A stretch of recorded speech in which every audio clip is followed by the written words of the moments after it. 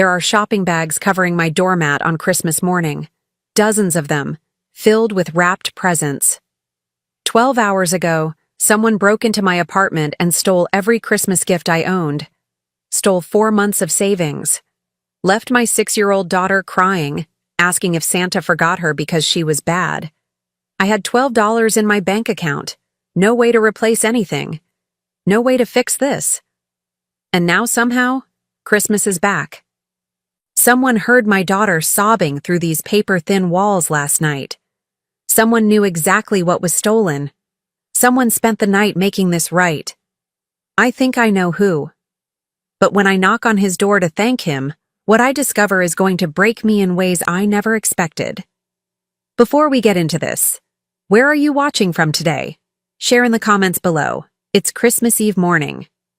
I'm lacing up my shoes for the breakfast shift at Morton's Family Restaurant when Bella stumbles out of her bedroom, still in her snowman pajamas, hair everywhere. "Is it Christmas yet?" she asks, rubbing her eyes. "Tomorrow, baby. One more sleep." "Can I see the presents under the tree?" "After I get home from work. Don't touch them while I'm gone, okay? Promise?" She crosses her heart. "Promise, Mama." I kiss her forehead. She smells like kid shampoo and sleep. 6 years old. 1st grade. The sweetest child who's ever existed.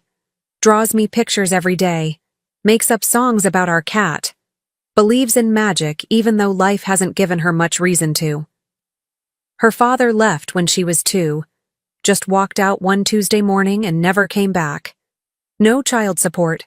No birthday cards. Nothing. It's been just us for 4 years. I work 2 jobs. Waitress at Morton's, cashier at the market. 65 hours a week on a good week. 75 when I can get overtime. I'm exhausted down to my bones. But Bella doesn't know we're poor. She doesn't know I eat ramen so she can have real food. She doesn't know I wear shoes with holes in them so she can have new ones. She just knows Mama works a lot, but loves her more than anything. And this year I saved enough to give her a real Christmas. 4 months of squeezing every dollar. $412 total. The dollhouse she wants. Art supplies. A winter coat because hers is too small and the zipper's broken. Books. Stuffed animals. Things I wrapped and hid in my closet and finally put under our little plastic tree last night after she fell asleep. Real presents. Not dollar store toys. Not secondhand Goodwill finds. Presents from a real store. I've never been able to do this before. Never had enough. But this year I did it. And tonight, Christmas Eve, after my shifts, I'm going to come home and watch Christmas movies with her, and we're going to have the best Christmas morning tomorrow. That's the plan anyway. I work the breakfast shift. 6 a.m. to 2 p.m. Coffee and pancakes and eggs for families who are happier and less tired than me. My feet hurt. My back hurts. But I smile and say, "Merry Christmas Eve," and collect tips that I'll add to next month's rent. At 2, I clock out. Drive across town to the market. Work the register from 3 to 9 p.m. Holiday shoppers. Last-minute panic. Long lines. People stressed and rude because they waited until Christmas Eve to buy presents. I don't judge. I was shopping last week myself, carefully counting every dollar. At 9 p.m. I clock out. Buy some food for our dinner with the tips from earlier and text Mrs. Norton upstairs who's been watching Bella. "Coming to get her now." "No rush," she texts back. "We made cookies. She's watching Elf." I drive home. It's cold. Portland, December, cold. Wet and gray and dark by 4:30 p.m. Christmas lights on houses make everything look warmer than it is. I'm thinking about tomorrow. About Bella's face when she sees the dollhouse. About maybe making pancakes for breakfast. About how we'll spend the whole day in our pajamas and it'll be perfect. I pull into our apartment building parking lot at 9:47 p.m. Our building is old, rundown, 12 units. Half the exterior lights don't work, but rent is $850 and that's all I can afford. I climb the stairs. When I hit the 2nd floor, I look at my door instinctively. Unit 2A, Home. The first thing I notice is the door. It's open. Not all the way. Just cracked. And the frame is splintered around the lock. My stomach drops. I run to my door and push it open. Bella? Mrs. Norton? They're not here. Bella's with Mrs. Norton upstairs, but I see immediately that someone else was. The apartment is ransacked, drawers pulled open, cushions thrown off the couch, my bedroom torn apart, and the Christmas tree, our little plastic tree in the corner, is bare. Every present gone, every single wrapped gift, the dollhouse, the art supplies, the coat, the books, everything. Gone. I stand there in the doorway and can't breathe, can't think. 4 months, 412. Everything I had, gone. I call 911. Police come. Take a report. Dust for fingerprints. Tell me what I already know. Probably neighborhood kids. Probably sold the stuff already. Probably won't recover anything. File an insurance claim. Except I don't have renter's insurance because I can't afford it. They leave around 11 p.m. I'm sitting on the couch staring at the empty tree when Mrs. Norton brings Bella upstairs. Natalie? Oh my God, what happened? The police were here. Someone broke in. Stole the presents. Bella looks at the tree. At the empty space underneath. Her little face crumbles. Where are my presents? Baby. Someone took it. Someone bad came and took the presents. But Santa. Santa's still coming, right? Tomorrow morning? I can't speak. Can't tell her the truth. That Santa already came. That I'm Santa. That I saved for months and it's gone and I have $12 in my bank account until next Friday's paycheck and no way to replace anything. Mrs. Norton sees my face, kneels down. Bella? Honey? Let's go back upstairs. We'll have more cookies. I want to stay with Mama.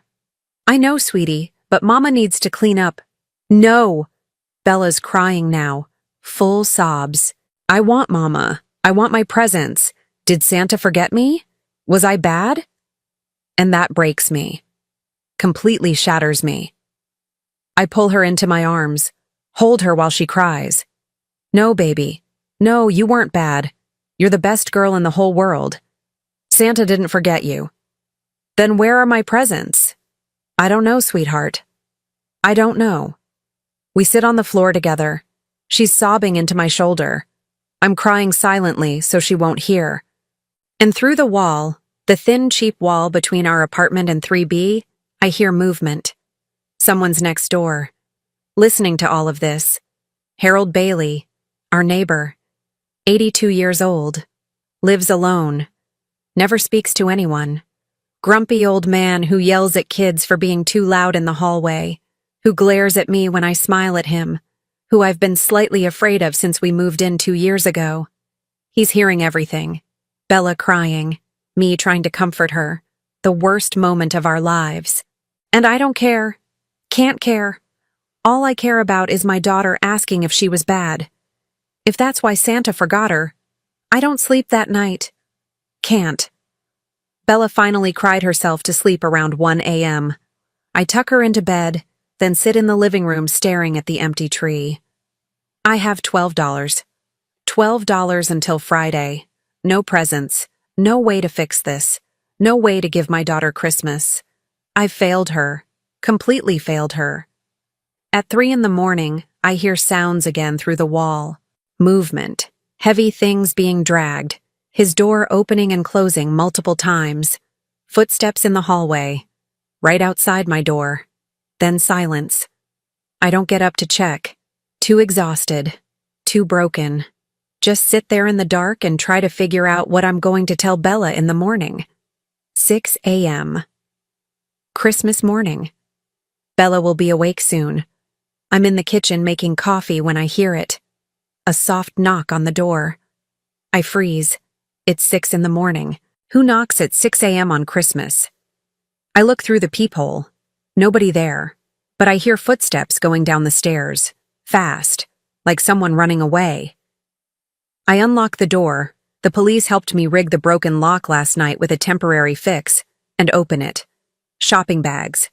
Everywhere. Filled with wrapped presents. I step into the hallway, look around. Nobody. Just bags and bags of gifts on my doormat. I kneel down. Open the first bag. It's the dollhouse Bella wanted. I know it is because of the shape.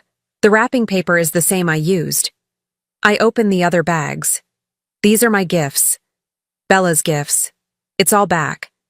There's a card. Small envelope tucked into one of the bags. I open it with shaking hands. Inside, in old-fashioned handwriting, Santa didn't forget. He never forgets good children. Merry Christmas. No signature. No name. I sit there in the hallway surrounded by bags and cry. Just cry. Because someone did this. Someone heard my daughter crying last night and brought everything back. But who? Mama, Bella's voice behind me. She's standing in the doorway in her snowman pajamas, staring at the bags. What's happening? I think Santa came after all, baby. Really? Her eyes are huge. But the presents got stolen. I know. But Santa heard what happened, and he brought it back. She doesn't question it. She's 6. She believes. She starts pulling presents from bags, squealing with joy. Mama! Mama, look! It's a dollhouse! And art stuff! Oh my gosh! I'm crying and laughing and so overwhelmed I can barely function.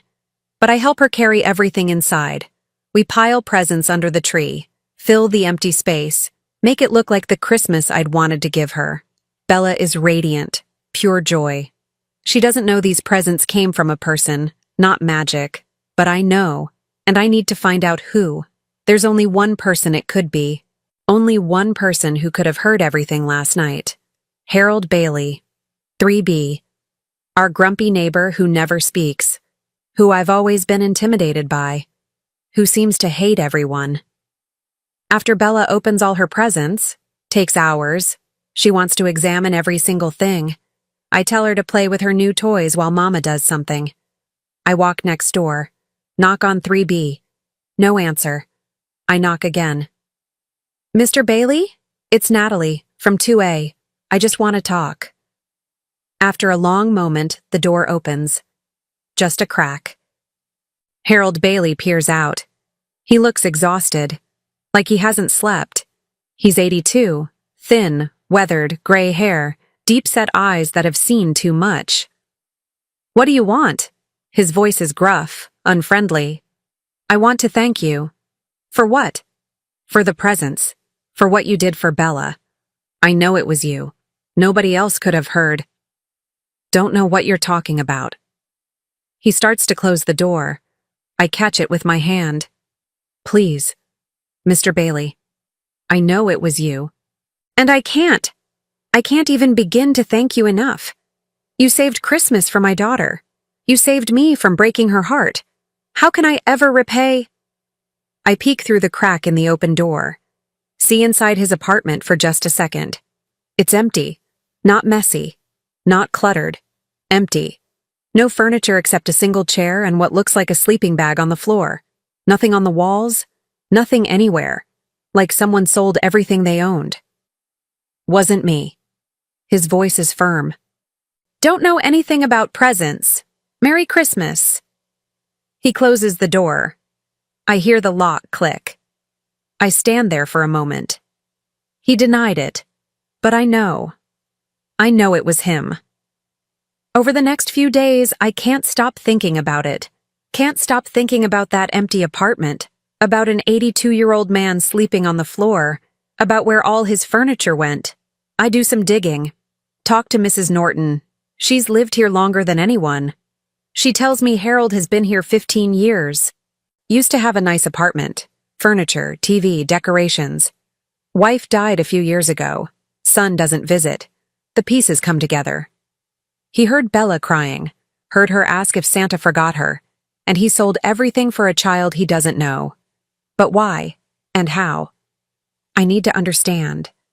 A few days after Christmas, I make extra dinner. Lasagna. Too much for me and Bella. I bring a plate next door. Knock. Harold opens the door. Same gruff expression. What? I made too much dinner. Thought you might like some. It's still warm. I'm not hungry. Mr. Bailey, please. I know you won't admit what you did, but let me at least give you dinner. It's the least I can do. He stares at me for a long moment, then reluctantly takes the plate. Fine. Thank you. Door closes. I keep bringing him dinner. Every few days. Sometimes he answers. Sometimes he doesn't. When he does, he always takes the food but never invites me in. Never admits what he did. But slowly, very slowly, he starts to soften. One day in January, Bella is with me when I knock. She peers around my legs. Hi, Mr. Bailey. He looks down at her. Hello. Thank you for taking Mama's food. She's a really good cook. I'm sure she is. Do you like pictures? I draw lots of pictures. I suppose pictures are fine. I'll draw you one. What do you like? Dogs? Cats? Unicorns? For the first time, I see something that might be a smile. Barely. Just at the corner of his mouth. Surprise me. Bella lights up. Okay. The next day, she draws him a picture of a cat wearing a Santa hat. I bring it to his door. This time, when he answers, he actually looks at it. She's very talented, he says quietly. She is. She loves art, thanks to Santa bringing her all those supplies. I pause. Mr. Bailey, I don't know if you can hear through the walls, but she plays with those toys every day. The dollhouse, the art stuff, all of it, every single day. You made her so happy. I told you, it wasn't... I know what you told me, and I'm not going to push. But whoever did that, whoever gave up everything to help a stranger, they're a good person, the best kind of person, and I hope they know how much it mattered. He's quiet. Then, the little girl. Bella. She's okay now? After the break-in? She's okay, thanks to Santa. He nods slowly. Good. That's good. Over the next months, something shifts. Bella starts knocking on his door just to say hi, to show him her latest drawing, to tell him about school. And Harold, grumpy, isolated Harold who yells at kids in the hallway, never yells at her. He answers the door, looks at her pictures, listens to her stories, says that's nice, or good job, or just nods. But he answers. Every time. One day in March, Bella knocks on his door. Mr. Bailey, it's my birthday next week. I'm gonna be 7. We're having cake. Do you want to come? Through the door, I hear his voice, uncertain. I don't think... Please? Mama makes really good cake, and you're my friend now. Long silence. Then, what day? Saturday, at 2 o'clock. I'll think about it. Saturday comes. I make chocolate cake, Bella's favorite. Mrs. Norton comes down. A couple of kids from Bella's class. Small party. Bella keeps watching the door. Is Mr. Bailey coming? She asks me quietly. I don't know, sweetheart. He said he'd think about it. At 2:15, there's a knock. I open the door. Harold stands there looking uncomfortable, holding a small wrapped present. I wasn't sure I should come, he says. We're so glad you did. I mean it. Come in. He steps inside, looks around at the decorations, the kids playing, the chaos of a 7-year-old's birthday party. Looks completely out of place. Bella runs over. Mr. Bailey, you came. Did you bring that for me? He hands her the present. Happy birthday. She tears into it. It's a sketchbook, real artist paper, and a set of professional colored pencils, expensive ones. Oh wow, Mr. Bailey, this is so cool. Thank you. She hugs him. Just throws her arms around his waist and hugs him. He stands there frozen, arms at his sides, like he doesn't know what to do. Then slowly, carefully, he pats her head. You're welcome. After that day, everything changes. Harold isn't just the neighbor anymore. He's Harold. He's Bella's friend. He sits with us sometimes when I bring dinner. Talks a little. Tells stories about being in the Navy, about his wife Ruth, who died 3 Christmases ago, about how empty his life has been since. He never mentions his son. When I ask once, he just says, "We don't talk anymore." That's all. In June, Bella starts calling him Harry, just decides on her own that Mr. Bailey or Harold are too formal. "Hi, Harry," she says when she sees him in the hallway. He stops. "Harry?" "Yeah, it's a nickname. It sounds friendlier. Do you like it?" He's silent for so long I think he's offended. Then his voice comes out rough, choked. "Nobody's ever called me that. In 82 years. Always been Harold." "Well, now you're Harry. Is that okay?" He nods. Can't speak. Just nods. Later that night, he knocks on my door. When I open it, his eyes are red. "Are you okay?" I ask. "She called me Harry." "I know. I hope that's okay. If it's not, I can tell her."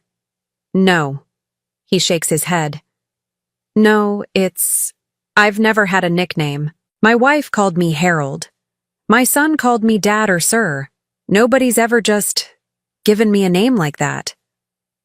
"It means she loves you. You know that, right? She wouldn't give you a nickname if she didn't love you." "Why?" His voice breaks. "Why would she love me? I'm just the grumpy old man next door." "Because you're kind. Because you listen to her stories. Because you look at every picture she draws. Because you show up when she asks you to. Because you're not grumpy to her." He wipes his eyes. "I don't deserve this. Either of you. Yes, you do. You deserve all of it." Summer passes. Harold, Harry, becomes part of our lives. Part of our family. He comes to dinner once a week, sits on the floor with Bella while she draws, teaches her how to fold paper airplanes, tells her stories about the ocean and ships and places he's been. I watch him slowly come back to life. He's still quiet, still reserved, but there's warmth now, smiles, laughter when Bella says something funny. One evening in August, after Bella goes to bed, Harry and I sit in my living room drinking tea. "I need to tell you something," he says. "Okay." "Last Christmas, the presents. It was me. I know. I traded everything, every piece of furniture, Ruth's wedding ring, everything. Gave it all to those kids to get your daughter's presents back, to get her Christmas back." "Harry, you didn't have to—" "Yes, I did." His voice is firm. "You want to know why? I'll tell you why. My son, Michael. He's 47 years old, lives in Seattle. Hasn't spoken to me in 4 years, but our relationship was never good. You want to know what I did? I worked too much. I was Navy, then civilian contractor. Gone all the time. Missed his childhood, his baseball games, his graduation. Everything. I thought I was providing.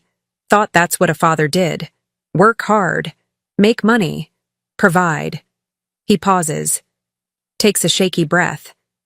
"When Ruth died, Michael blamed me. Said that the stress and loneliness throughout life gave her cancer. Maybe he's right. I don't know. But he cut me off. Completely. I've called. Written letters. Nothing. He won't even tell me about my grandchildren." Tears are running down his face. "So I spent 3 Christmases alone. Bitter, angry, hating everyone. Especially kids. Every time I saw a family, saw a father with his children, it reminded me of what I lost, what I threw away. And then Christmas Eve last year, I heard Bella crying through the wall.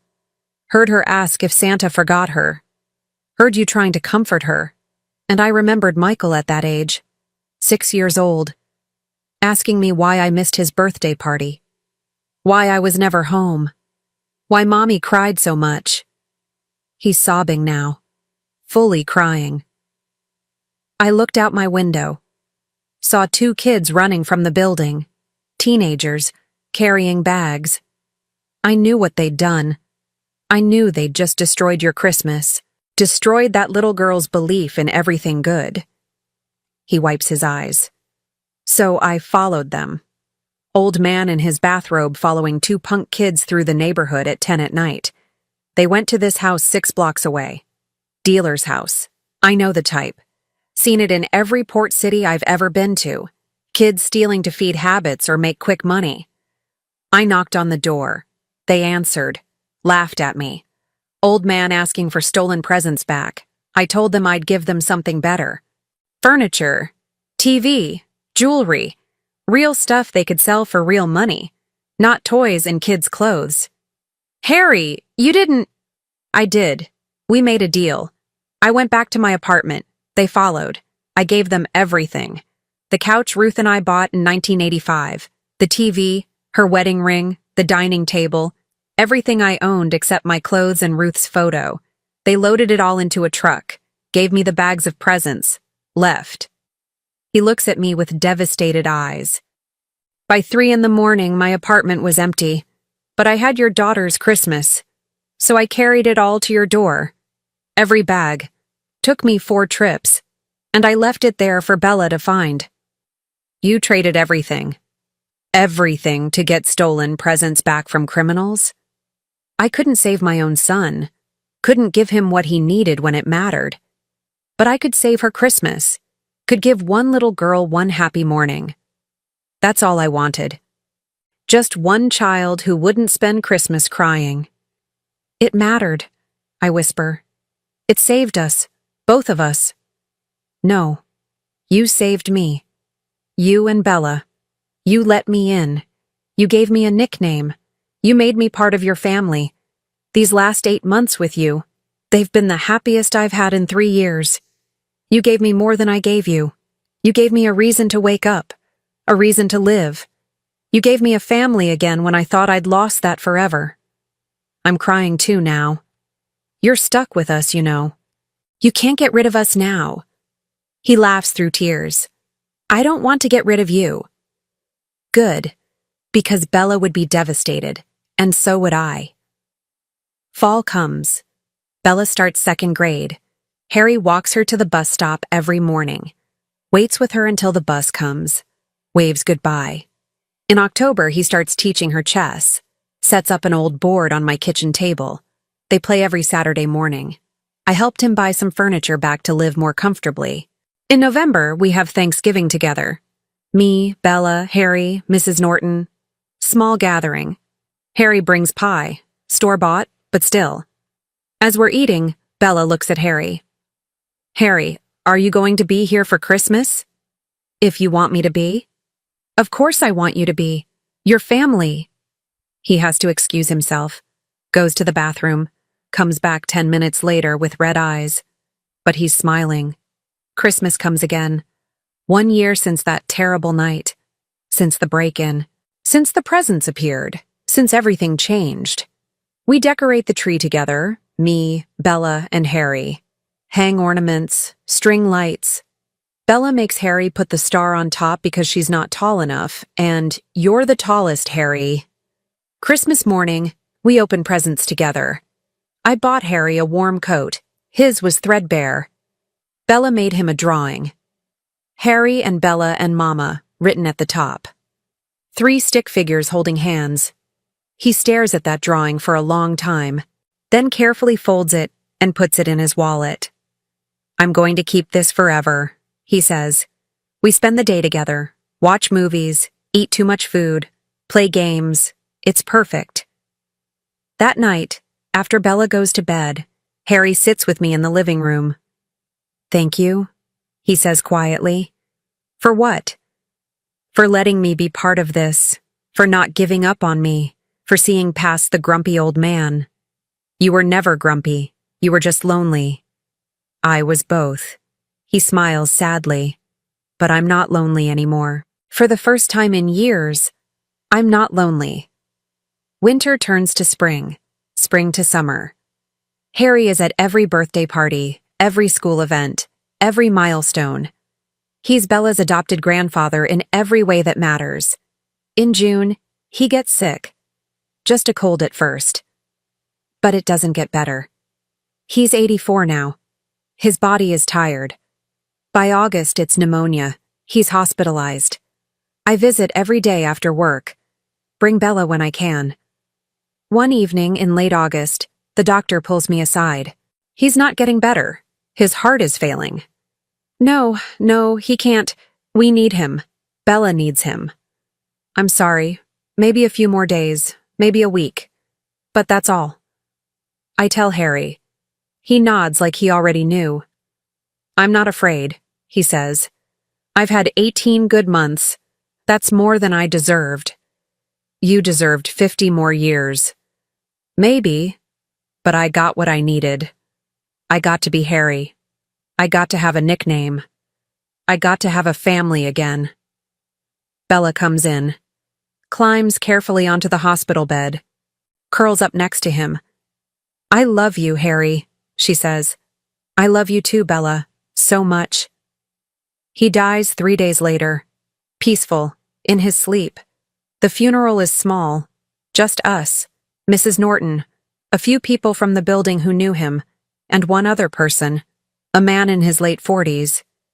He walks in late, sits in the back, doesn't speak to anyone. After the service, I approach him.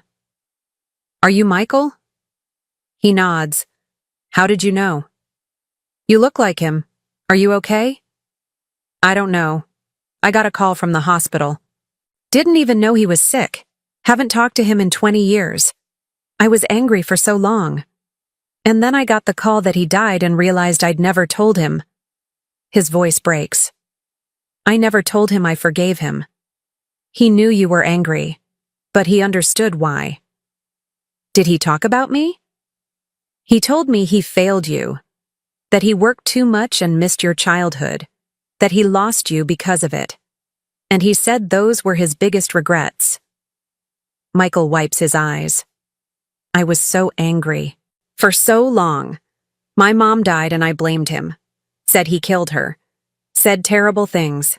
Cut him off. And now he's dead and I can't take it back. He didn't expect you to take it back. He just hoped you were happy. That you had a good life. Do you have kids? A daughter. She's 8. Bella. Did he know her? He loved her. Like she was his own granddaughter. He was part of our family. He walked her to school every morning, played games with her, taught her chess. She called him Harry. Michael breaks down, full sobs. He never had a nickname. Nobody ever called him anything but Harold. Bella did. She decided Harold was too formal, so he was Harry. I should have been there, should have given him that, should have let him meet my kids, should have... You can't change the past, but your father knew you were angry, and he understood. And in his last months, he was happy. Really happy. That's what he wanted me to tell you if you ever showed up. That he was happy. That he was okay. Michael nods. Can't speak. Just nods. It's Christmas again now. 1 year since Harry died. Bella is 9. Still draws pictures constantly. Still talks about Harry like he's just in the other apartment. Do you think Harry can see us from heaven? She asks on Christmas morning as we decorate the tree. I think so, baby. I think he's watching. Good. Because I want him to see that we still put up his ornament. She points to the tree. There's a special ornament. One I made after he died. A simple wooden circle with Harry painted on it in Bella's handwriting. Do you miss him? I ask. Every day. But I'm happy I knew him. He was the best Harry in the whole world. He really was. We finish decorating. Bella steps back to admire the tree, smiles at Harry's ornament. Merry Christmas, Harry, she says to the tree.